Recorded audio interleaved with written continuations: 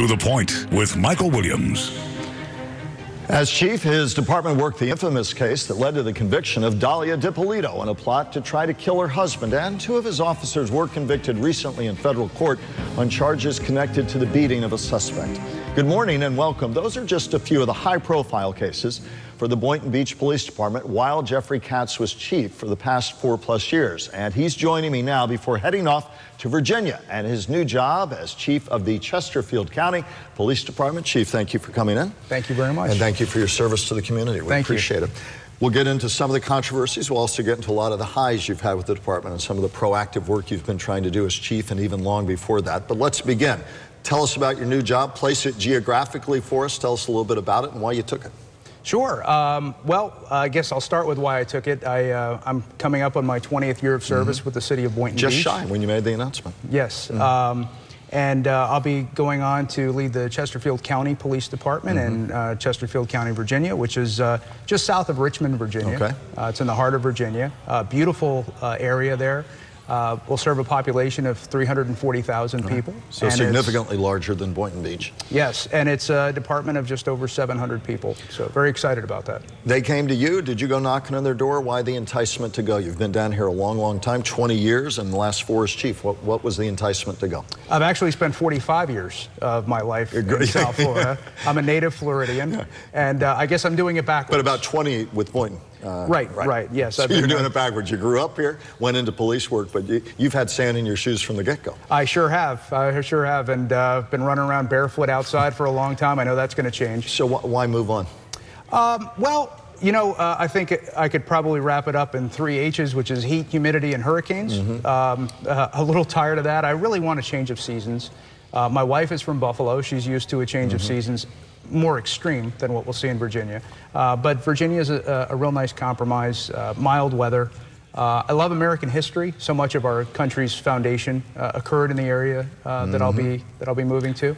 Quite frankly, it's a great department. Were you tired at all of the challenges you're facing here and some of the controversies as well? Did that, at least in some parts, spur the decision to say, I need a fresh start, a fresh beginning for myself and for life, and to re-energize? No, not at all. You know, the controversies that you mentioned, as I've said publicly in the past, don't define our organization. Those are snapshots in time. Those are single incidents. The men and women of our department and law enforcement in general, I think, overwhelmingly do a great job. I'm encouraged and enthusiastic about the work they do. And no, that had nothing to do with it at all.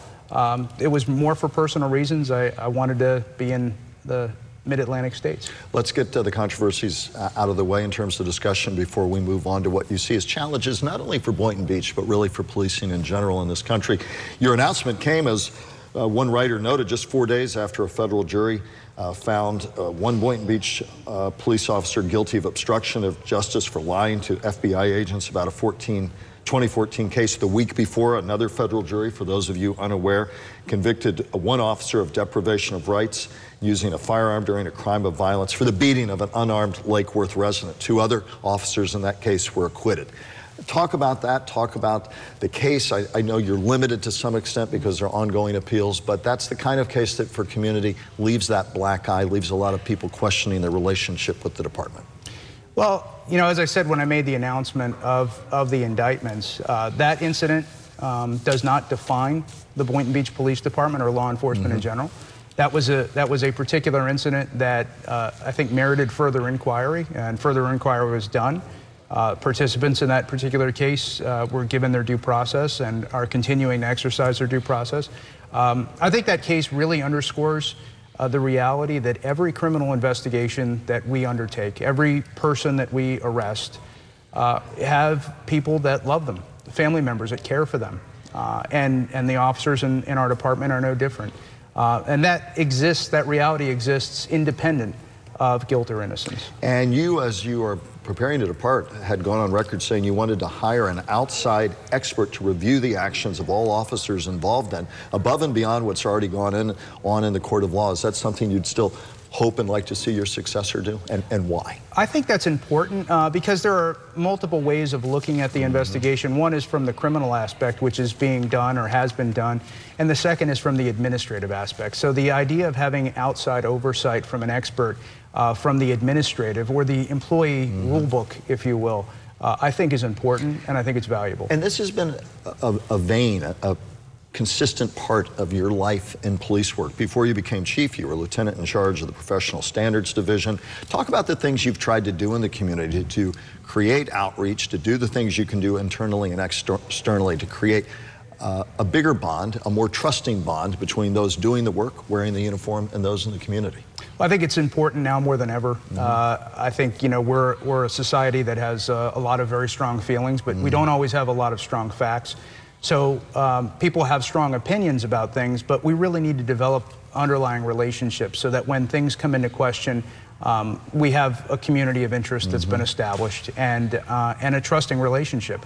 So we've done a lot of outreach on social media. We've done a lot of community outreach with respect to charitable giving and donations. That was a really big part of your tenure. You're being modest. You went to work trying to change the image, as many of your supporters said, the relationship with the community, town hall meetings every quarter, working with coalition of clergy, body cams when they were demanded, talking to people about use of force. I mean, you've tried to create more of a holistic concept about creating these kind of networks and discussions that are ongoing. I think it's important because, as I say at our town hall meetings, you know, the work that we do has to reflect the will of the community we serve, or it's a waste.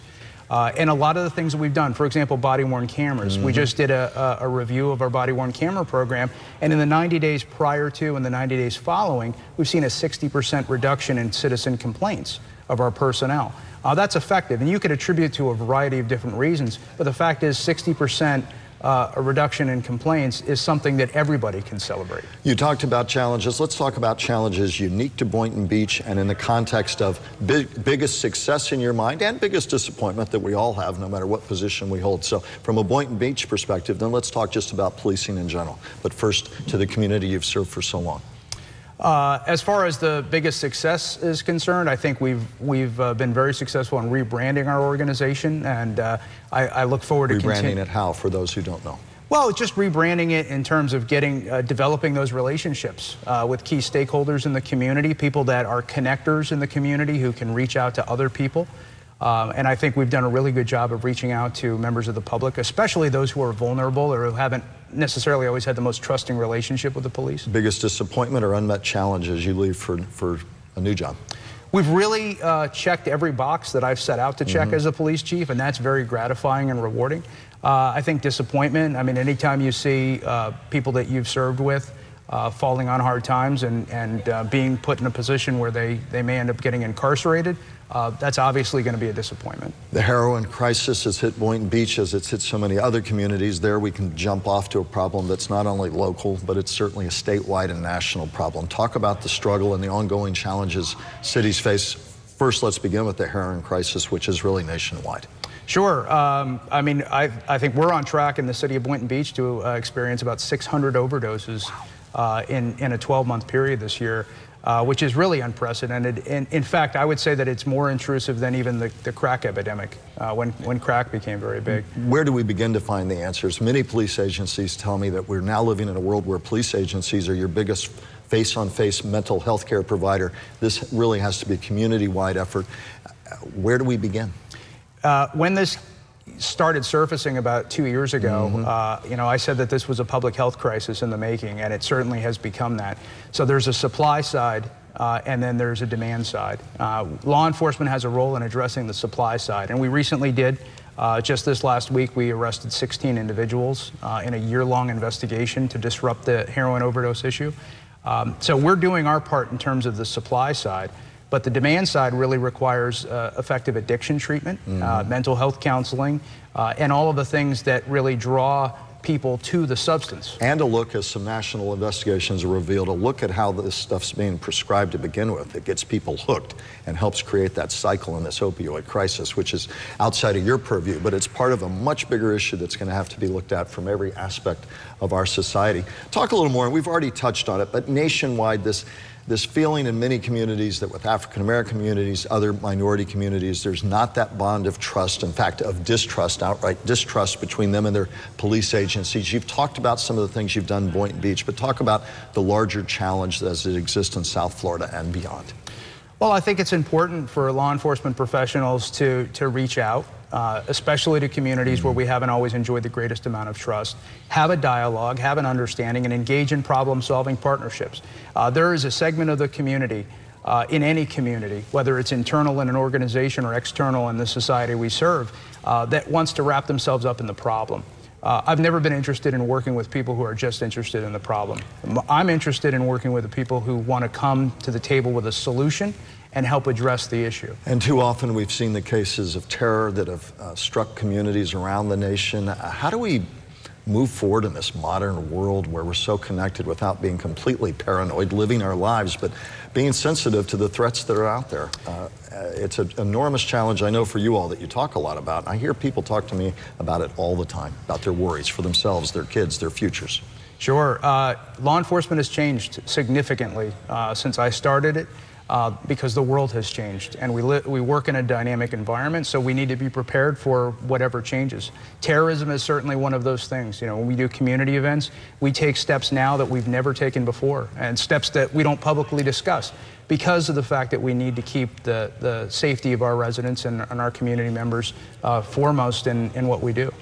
I think sometimes in this country, the political conversations get so heated, and people sometimes end up with the notion that tough policing and full respect for people's constitutional rights are somehow opposite ends of the pole. I know, in fact, you're one who very vociferously has argued, no, it's all part of how we work together to create the law enforcement structure, the other structures as leaders and citizens in our society, bringing all that together. It's not one or the other. Sure. I tell our new officers, I meet with every new officer we hired. I think I've hired 47 in my tenure as chief.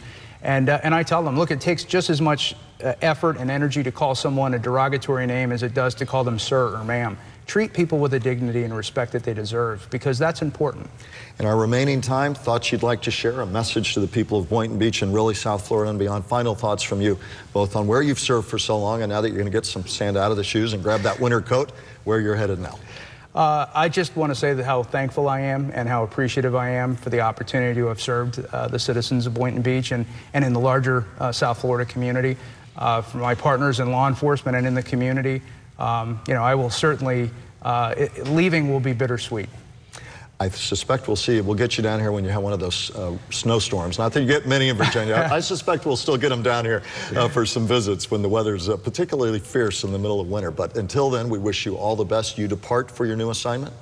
I do, on the 20th. On the 20th, and right before Christmas, you'll get a little break and then start right away? Yes, sir. Chief, thank you for your service to the community. We appreciate it and wish you well. Thank you. I appreciate it. Thank you so much for your perspective.